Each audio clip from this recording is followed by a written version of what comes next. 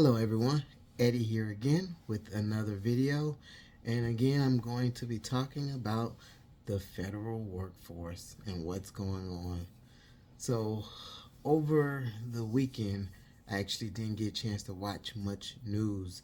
I actually had a death in the family, so I was traveling away visiting family and attending funeral services, but I could see all the things going on when I did get a chance to watch a glimpse of the news, that so much stuff was going on. Of course, that term DEI was thrown out again as far as some of the plane crashes, um, the federal workforce on edge with the Trump buyout, and all of that really got me to thinking about it. And again, I think most federal workers choose to be there because they actually want to assist and help their fellow countrymen, their fellow neighbors. They want to serve and to be of service. So, you have also like a lot of vets, people who have military training. Once they leave the military, they want to continue their service, and so they join the federal workforce. So it's really unfortunate that they're being targeted, and they're actually being, trying to be forced to leave their positions. And one of the things that I just really want people to think about is that why? Why is this administration trying so hard to get the federal workforce to be decimated or reduced? Excuse me. Is it the name of efficiency? Is the workforce that inefficient? Can And again, this is me asking, like, can someone show me some type of proof where there's so much waste and fraud and abuse? Because I kind of have a feeling that the people who voted in this administration, while some of their concerns may have been really actually legitimate, and I will grant that, I don't think they understand the inner workings of the federal workforce. And this is not to talk condescending to anyone. I'm just stating a fact that I don't think there are very few people that know how all the various agencies work. Like, if we're going to be honest, USAID, which Doge and Elon Musk has said should be shut down. Do people really know a lot about that agency, why it exists, who created it, and what its budget? I mean, if you're trying to get rid of inefficiencies and reduce a budget, it accounts for less than 1% of the United States budget is assigned to that particular agency. Less than 1%. So that particular U.S. aid agency actually offers aid to foreign nations to help them depending on what type of crisis that may be going on. So it was done by Kennedy, and I didn't really want to go into a history lesson, but it was done to help other countries. And so one of the countries that it did help was Africa, and it assisted in getting rid of apartheid. So, funny fact, who benefited from apartheid? White people in Africa. And so once apartheid was removed, guess who the United States got as a citizen? Elon Musk. Guess who's fighting to get rid of U.S. aid? Elon Musk. So I'm not going to necessarily say I know the inner workings of his soul and I look into his soul and I see it, but, sometimes, to quote Orson Welles, sometimes a good cigar is just a good cigar. It is what you see it. Sometimes a duck is just a duck. If it looks and walks and talks and quacks like a duck, it's a duck. So I'm just saying. It seems like there's a lot of grudges going on. But back to the federal workforce.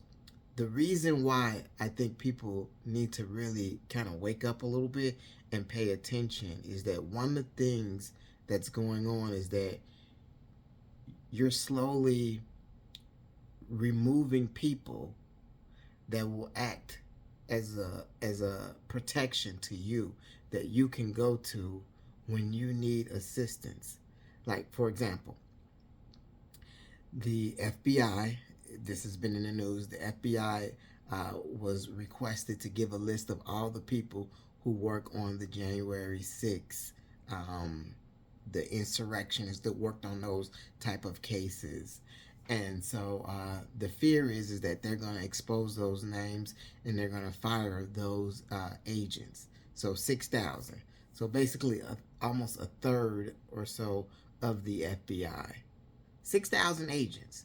So if we lose 6,000 of law enforcement, and I just want to add, this is coming from the party that always touts they back the blue, they support law enforcement. This is coming from this party.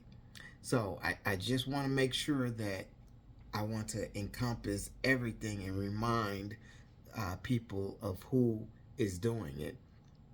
But you want to get rid of 6,000 agents who did not get to decide what their casework was, but they had a job to do.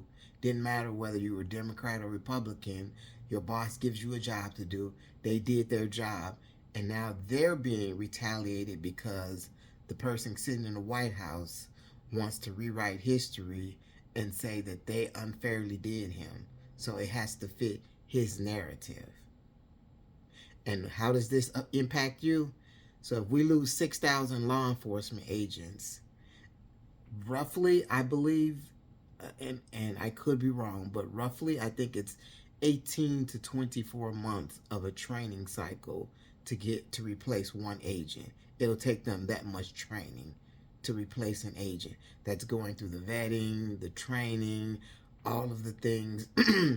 So if you just lose like a third of your police force, then that means there are less FBI agents out there investigating, because remember, they investigate internal but also external attacks. They watch terrorist groups. They do a lot. The FBI does a lot. But if you lose so many of them, then the next wave or the next batch will be hesitant to actually apply the law evenly.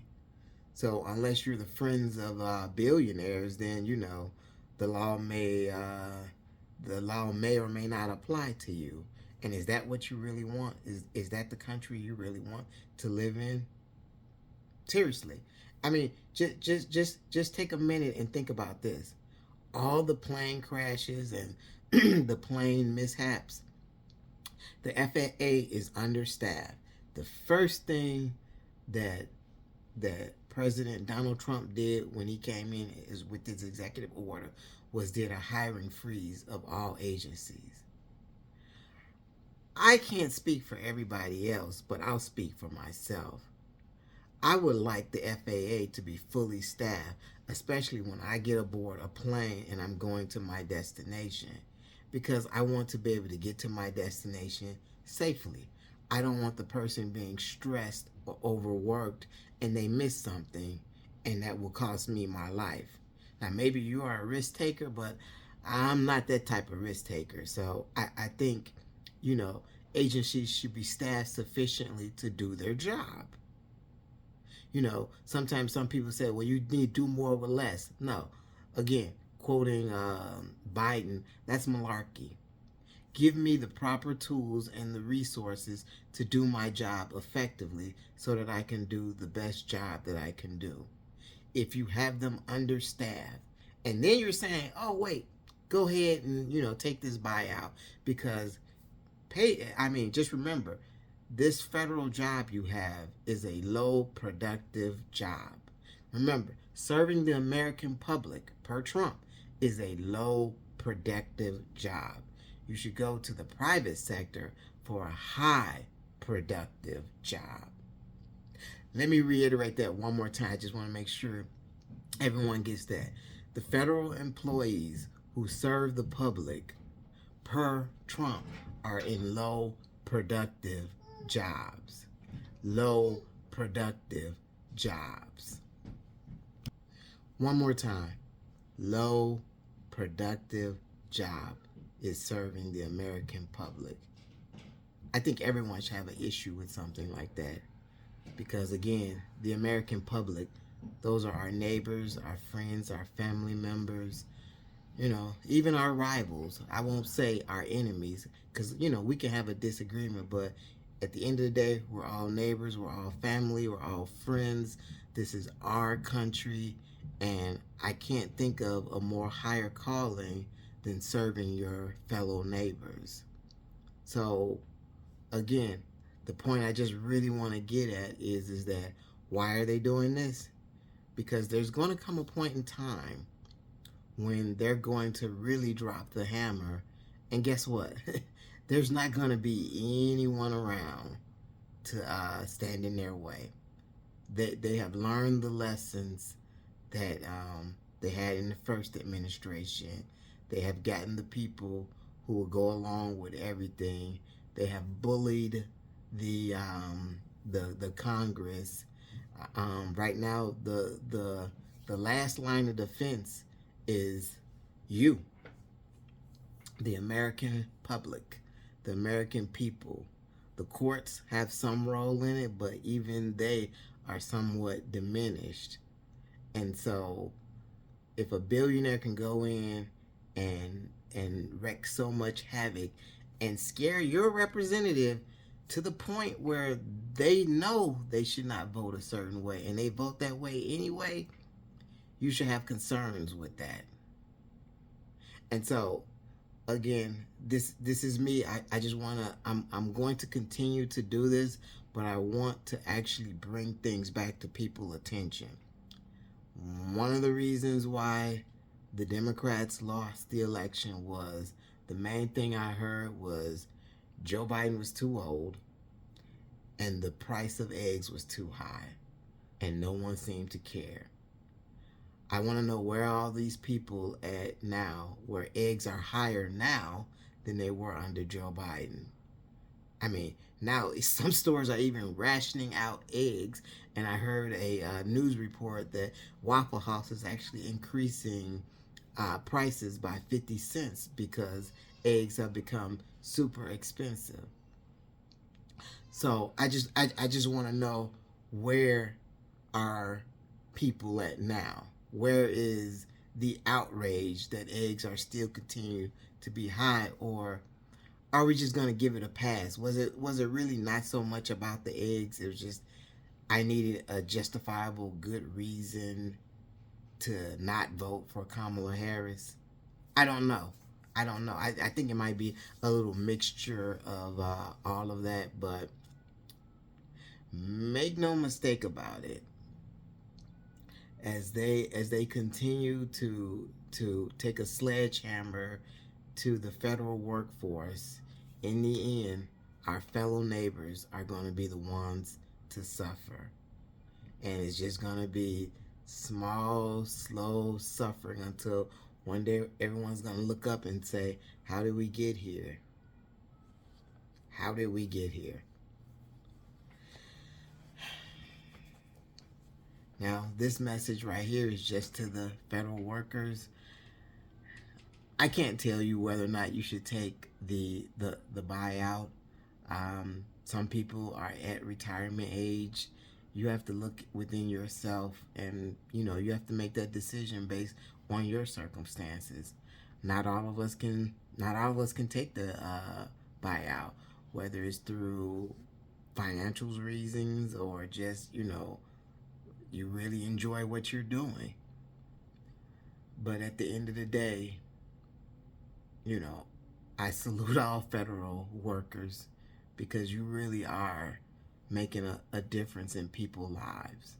And that's why it's so great to go into public service, because you really do impact people's lives. And This may not be much consolation, but even if he does succeed in firing a lot of federal workers, you will be missed. And people will see the impact that you made. Might be a little bit too late, but people will see that. So I just want to say, keep your head up, get a good prayer life or meditation or whatever it is to keep calm and just, continue to service the public and do the best job you can do with the resources you have. You can't do any more than that. All right, at any rate, these are just my opinions. And again, thank you for watching the video. And if you keep watching, I'll keep creating. Take care, everyone.